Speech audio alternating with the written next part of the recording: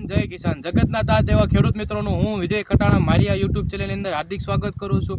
હાલમાં ઉનાળુ તલની વાવેતરની અંદર ઘણા ખેડૂત મિત્રોને એક પ્રશ્ન જાગી રહ્યો છે કે મારા તલ લંઘાઈ જાય છે, મારા તલની અંદર શું પ્રોબ્લેમ છે। મારા તલની અંદર હાલમાં તમે જે બેલ્ટ જોઈ શકો છો કે આ બેલ્ટ ઉપર ઠેઠ સુધીના ભાગની અંદર તલ હુકાઈ ગયા છે, માથું નાખી ગયા છે।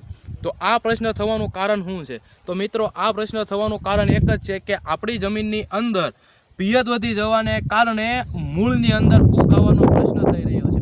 જેથી તમે જોઈ શકો છો કે આ તલની અંદર મૂળમાં તંતુ મૂળ એકદમ કમ્પ્લીટ છે, કોઈ મૂળ ખાવાનો પ્રશ્ન નથી, પણ આ તલની અંદર ફૂગની અસર જામી જવાને કારણે આપણો છોડવો આખો માથી નાખી ગયેલા જેવો લાગે છે।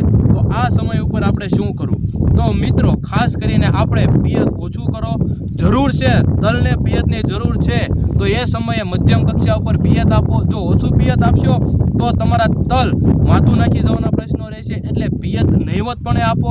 અને સાથે સાથે પિયતમાં તમે કોઈ પણ ફૂગનાશક આપવાનું ભૂલતા નહીં, જેમ કે તમે કાર્બેન્ડિઝમ મેન્કોઝેબ આપી શકો છો, અથવા કોપર ઓક્સીક્લોરાઇડ આપી શકો છો, અથવા આની સાથે કોઈ મિક્સ માઇક્રોન્યુટ્રન પણ તમે આપી શકો છો મિત્રો।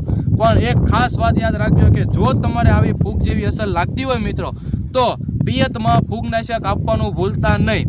અને આ જ પરિસ્થિતિએ તમારે જો સ્પ્રે કરવો હોય તો તમે 05234 અથવા 0050નો સ્પ્રે કરી શકો છો, પણ ખાસ મિત્રો પિયતમાં તમે ફૂગનાશક આપવાનું ભૂલતા નહીં, જેથી તમારા આ છોડવા જે લંઘાઈ જવાના પ્રશ્નો છે તે આગળ વધતા અટકી જશે મિત્રો। જો આવી જ અવનવી માહિતી જોતી હોય તો મિત્રો મારી યુટ્યુબ ચેનલને તમે આજે લાઇક કરો, શેર કરો, સબસ્ક્રાઈબ કરો। જય હિન્દ, જય ભારત।